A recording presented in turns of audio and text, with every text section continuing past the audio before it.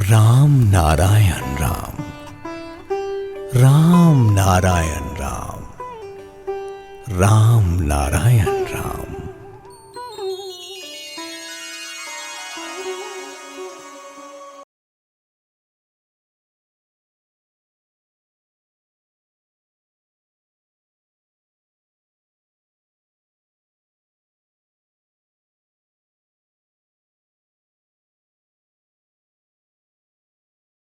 एक चीज नजर जरूर आती है कि युवक वर्ग के लोग हताश होकर यत्र तत्र पथभ्रांत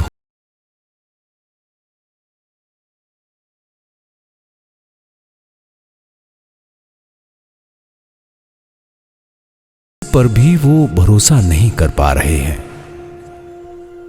मैं हाट बाट खेत बधार में जाकर लोगों के पास खड़ा हुआ हूं, उनके दुख सुख को सुना है और आवश्यक सुझाव भी दिया है। ये सुझाव वैदिक नियम के आधार पर रहा। वेद की उस वास्तविक तत्व अमृतवाणी से आकृष्ट हो शिशु वृद्ध नारी पुरुष सभी मेरे पास आए। वेद की जिन बातों को मैंने उन्हें बताया उसे वो तन्मयता के साथ सुने समझे। ऐसा लगा मानो वेदवाणी ने उनके मन में एक आशा बंधाई। उनमें अधिकांश इस मार्ग पर आकर राहत पाए।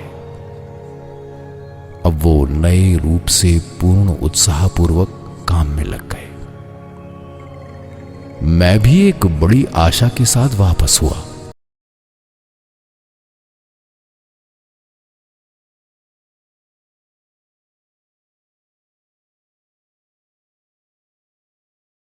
खलिहान रास्ते घाटों में कृषकों के संग भी कार्य किया है, उनसे भी अच्छा रुझान पाया।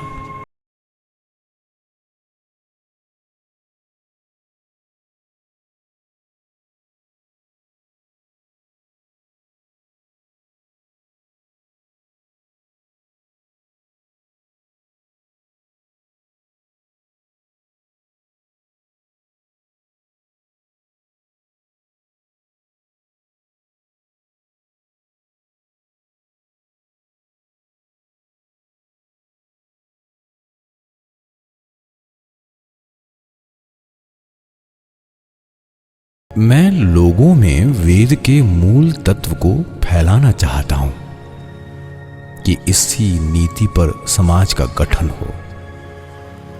ये नीति सामान्य राजनीति नहीं है।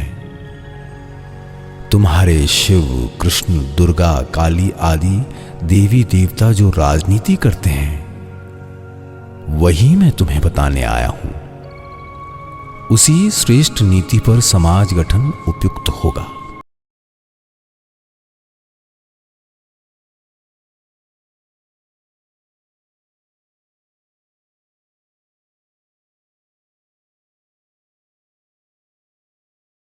वेद कहता है समझ समझ कर कार्य करो। जहां जनबल की आवश्यकता वहां जनबल अर्थात श्रद्धा भक्ति स्नेह प्रेम प्रीति ममता का उपयोग कर सहानुभूति से कार्य करो। उसी से कार्य सिद्ध होगा। जहां बाहुबल की आवश्यकता हो वहां बाहुबल का प्रयोग करो, उसी से संशोधन होगा। इसीलिए हमारे शास्त्र में जिन देवी देवताओं की मूर्तियां हैं, सबका एक हाथ अभय मुद्रा एवं अन्य में अस्त्र शस्त्र देखे जाते हैं। उनके एक नेत्र से स्नेह बरसता है तो दूसरे से अग्नि। वेदज्ञों ने क्यों इस प्रकार की मूर्तियों की कल्पना की? वे इन विग्रहों के द्वारा कहना चाहते हैं, असुर का दमन करो। ये असुर व्यक्ति एवं समाज के शरीर में फैले हुए हैं। भीतर की आसुरी प्रवृत्तियों का अंत आवश्यक है। बाहरी असुरों का दमन भी जरूरी है। वेद में निष्ठा एवं संयम द्वारा इन भीतरी आसुरी प्रवृत्तियों के दमन के अनेक पथ एवं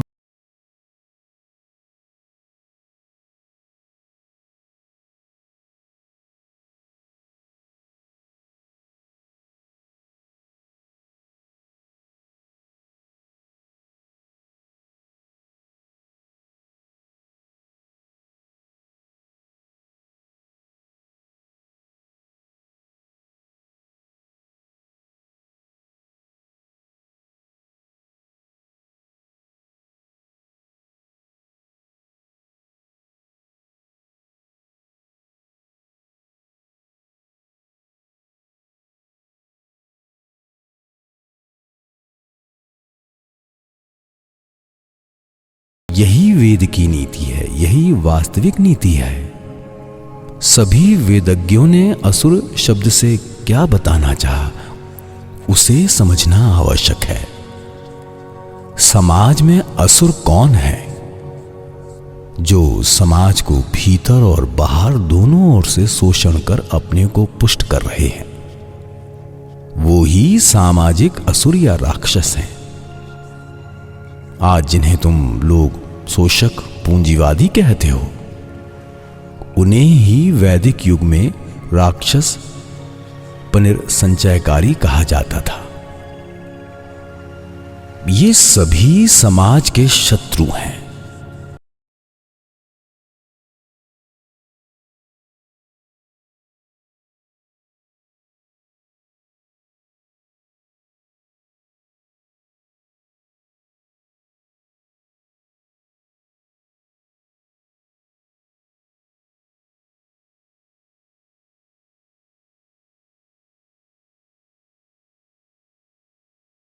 के अनुसार संयम ही संन्यास धर्म है। संन्यास धर्म के अवलंबन द्वारा भीतरी आसुरी प्रवृत्ति को दमन करो। वेद में जिस संन्यास की बात है वो कोई खास व्यक्ति विशेष के लिए नहीं है। माथा मुड़ाकर गेरुआ पहन गृह त्याग करना संन्यास नहीं है। सद्भाव, संयत भाव, समता की दृष्टि लेकर जीना ही संन्यास है। त्याग, तितिक्षा, संयम ही संन्यास का धर्म है। संन्यास के इन्हीं धर्मों को लेकर सभी जन्म ग्रहण करते हैं। अलग से संन्यास ग्रहण की आवश्यकता नहीं होती। इस धरती पर जो पैदा हुए हैं सभी सन्यासी हैं। जीव त्यागी होकर ही जन्म ग्रहण करते हैं। ये त्याग के पथ के ही पथिक हैं। जन्म के साथ सभी व्यक्ति त्याग मार्ग पर चल पड़े हैं। इसमें मुहूर्त की अवस्था को त्याग, अगले अवस्था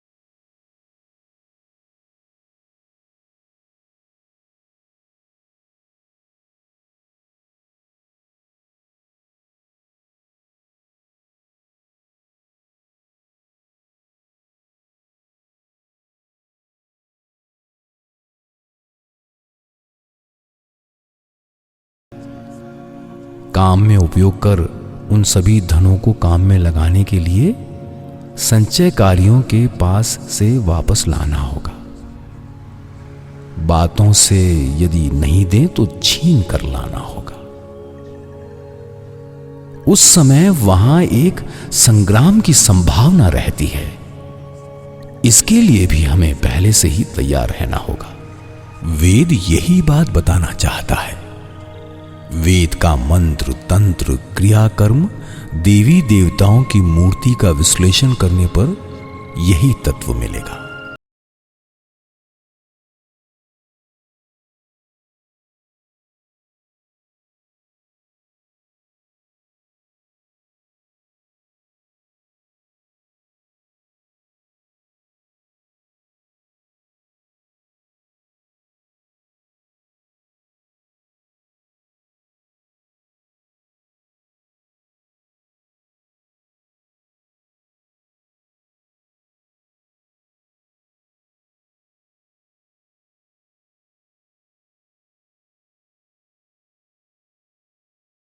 इसी प्रकार वेद विषय को समझाने के लिए उन दिनों मूर्ति का व्यवहार किया जाता था।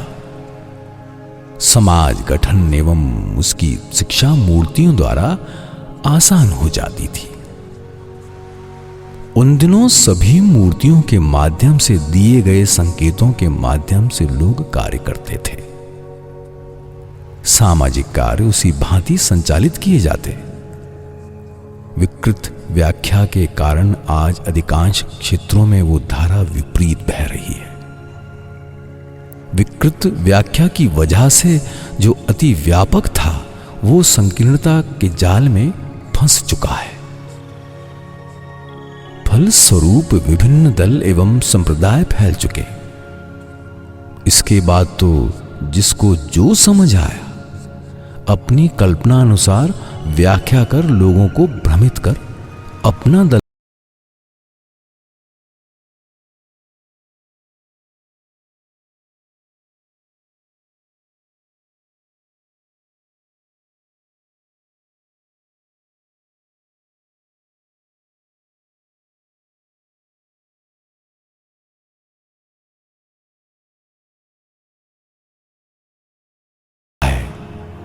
लोगों का डर भय धर्म के नाम पर विभीषिका उतनी ही बढ़ती जा रही है।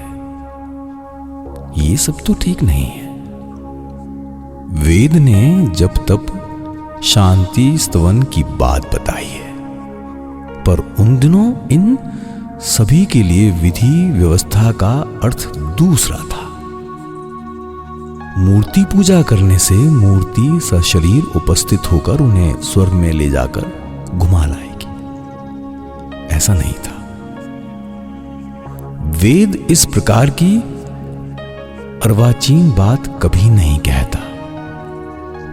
मानचित्र का ठीक से अध्ययन कर लेने से ही तो देश भ्रमण नहीं हो जाता।